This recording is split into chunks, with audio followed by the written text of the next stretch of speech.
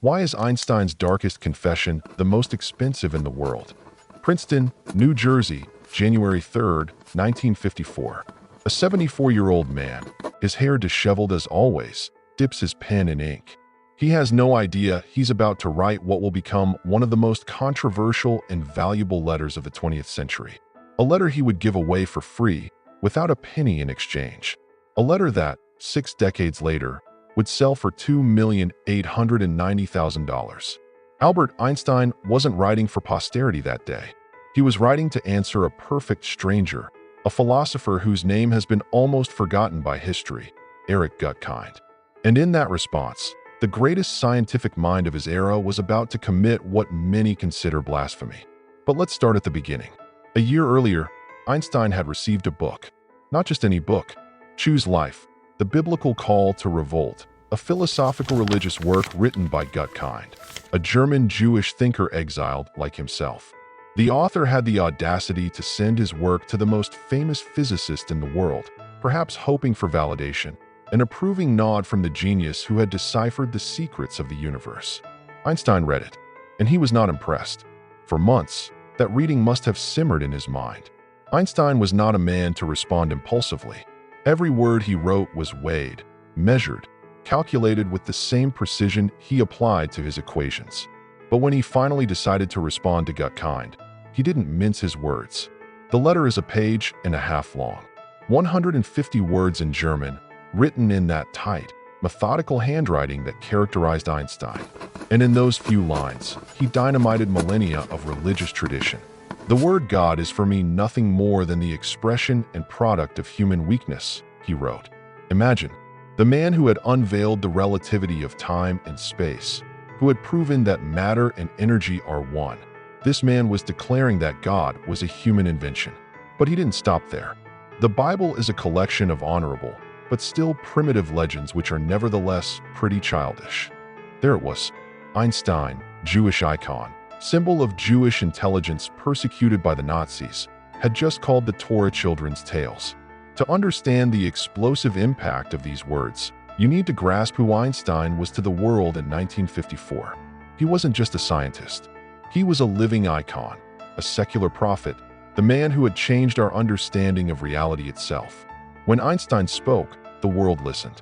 And there he was, saying that God was an illusion. Yet this letter didn't make newspaper headlines. Why? Because nobody knew about it. Eric Gutkind received it, read it, and filed it away. We don't know exactly what he thought of it. Was he hurt? Furious? Intrigued? He died in 1965, taking his feelings to the grave. The letter remained among his personal belongings. For decades, it slept in obscurity. While the world mourned Einstein in 1955, while his theory of relativity became a pillar of modern physics, while his face sticking out his tongue became the iconic image of the eccentric genius, this letter waited, hidden, forgotten, worthless. It was literally worth zero, not a penny. It didn't even exist in the eyes of the world. Then, in 2008, something changed. Eric Gutkind's daughter, who had inherited her father's belongings, decided to sell the letter at auction. Perhaps she needed money. Perhaps she simply thought the world deserved to see it. But above all, she knew that the market for Einstein manuscripts was exploding. Because here's a fact that few people realize. Einstein wrote constantly. He was a prolific correspondent, responding to scientists, philosophers, admirers, children who asked him questions about their math homework, rabbis who wanted to know his religious opinions. There are thousands of Einstein letters scattered around the world. But this one was different. This one was a confession. The auction house Bloomsbury put it up for sale in London. The starting estimate? Between £6,000 and £8,000. A paltry sum for a historical document, but the experts were cautious. After all, it was just a personal letter, not a revolutionary scientific manuscript. They were dead wrong. On the day of the sale, the bidding exploded. $250,000. Then $300,000. The hammer finally fell at $404,000, more than 50 times the initial estimate. The buyer? An anonymous private collector who had understood something many hadn't grasped. This letter wasn't just a historical curiosity. It was a philosophical time bomb. And suddenly, the whole world was talking about it. Newspapers headlined, "Einstein didn't believe in God." Rabbis protested. Atheists rejoiced. Historians debated what it really meant. Because you see, Einstein had always been notoriously ambiguous about religion. He had once said, "God does not play dice with the universe," a phrase that became legendary. He had spoken of admiration for Spinoza and his pantheistic God, the idea that God and nature are one. He had identified as Jewish, passionately defending the Zionist cause and the establishment of Israel. He had even been offered the presidency of Israel in 1952, which he politely declined. So did he believe in God or not?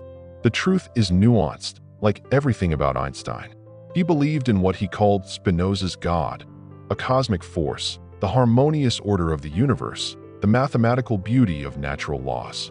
But the personal God of Abrahamic religions, the one who listens to prayers and cares about our individual actions?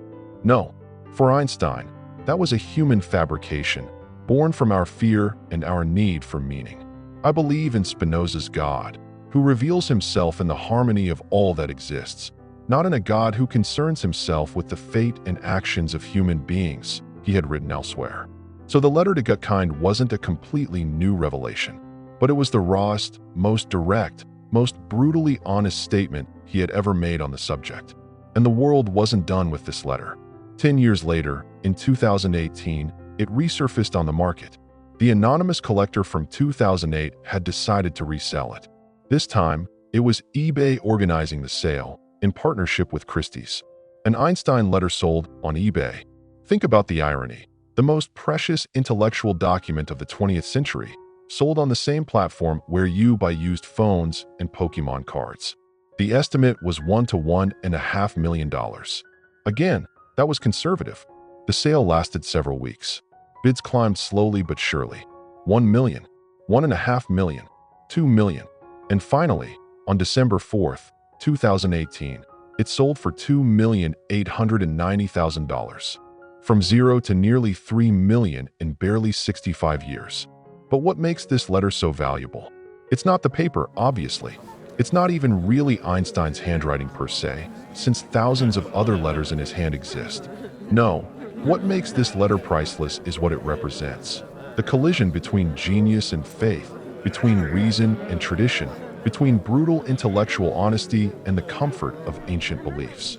Einstein lived in a torn era. He had fled Nazi Germany in 1933, narrowly escaping the Holocaust that would exterminate 6 million Jews. His theories had been called Jewish physics by the Nazis and rejected for that reason alone. He had lost friends, colleagues, family members in concentration camps. And yet, in the heart of this incomprehensible tragedy, he couldn't bring himself to believe in a God who had allowed such horror. In the letter, he writes, "For me, the Jewish religion, like all other religions, is an incarnation of the most childish superstition." Harsh words, almost cruel. But he immediately adds, "And the Jewish people to whom I gladly belong, and with whose mentality I have a deep affinity, have no different quality for me than all other people." You see the nuance? Einstein rejected religion, but not identity. He rejected God, but not his people. He was an atheist Jew, a living contradiction, a man who embodied the tension between cultural heritage and intellectual conviction. This tension still resonates today, perhaps more than ever. In a world where religion and science often seem at war, where religious fanaticism wreaks havoc, where militant atheism and dogmatic faith scream at each other on social media, Einstein's letter offers something rare, the quiet honesty of a man who looked the universe in the face and said what he saw. He didn't seek to hurt. He didn't seek to convert. He simply responded to a man who had sent him a book with the same frankness he would have used to discuss an incorrect equation. And that's perhaps the real treasure of this letter. Not the revelation that Einstein didn't believe in God, but the demonstration that one can be deeply moral, deeply human, deeply connected to one's heritage, without believing in the old stories. Because Einstein was deeply moral. After World War II, he became a passionate activist for nuclear disarmament, haunted by the role his equations had played in creating the atomic bomb. He defended civil rights in the United States, befriending Paul Robeson and denouncing racism. He supported refugees, having been a refugee himself. "The important thing is not to stop questioning," he once said. And that's exactly what he did in this letter. Question even the most sacred truths. But here's perhaps the most fascinating twist in this whole story. We still don't know who bought the letter in 2018. The buyer remained anonymous. Somewhere in the world, someone owns this extraordinary document. Does he keep it in a safe? Has he framed it in his office? Does he read it sometimes, late at night, contemplating the same questions that Einstein and Gutkind debated? We may never know. What we do know is that this letter continues to live, to circulate in the collective consciousness, to provoke debates and reflections. Copies circulate online. Researchers study it. Documentaries talk about it. It has escaped obscurity to become a permanent part of our intellectual heritage. And every time someone reads it, every time these words written 70 years ago find new eyes, Einstein speaks again from his grave. Think for yourselves, he says. Question everything, even God, especially God. There's something deeply ironic about the fact that this letter is now worth millions. Einstein, who had offered these words for free, who had never sought to monetize them, who had written them in a simple act of intellectual correspondence, probably wouldn't recognize their market value. He might have laughed at this absurdity, at this transformation of thought into commodity, but he might also have understood. Because in a world where intellectual honesty is rare, where truth is constantly distorted and manipulated, where people are afraid to say what they really think, a pure example of authenticity becomes precious. Literally precious. The God letter, as it's now called, isn't just a historical artifact. It's a mirror. Everyone sees something different in it. Atheists see validation. Believers see tragedy, or perhaps a misunderstanding. Historians see a window into Einstein's mind. Philosophers see a contribution to the eternal debate about faith and reason. And collectors see an investment that has multiplied its value by millions. But beyond all that, beyond the auctions and controversies and analyses, there's just an old man writing a letter. A man who had looked deeper into the fabric of reality than almost anyone before or since. A man who had seen horrors that no one should see. A man who was approaching the end of his life and had decided he didn't want to pretend anymore. He died 15 months after writing this letter. On April 18, 1955, an aortic aneurysm took Albert Einstein. His last words were spoken in German, to a nurse who didn't speak German. We'll never know what he said.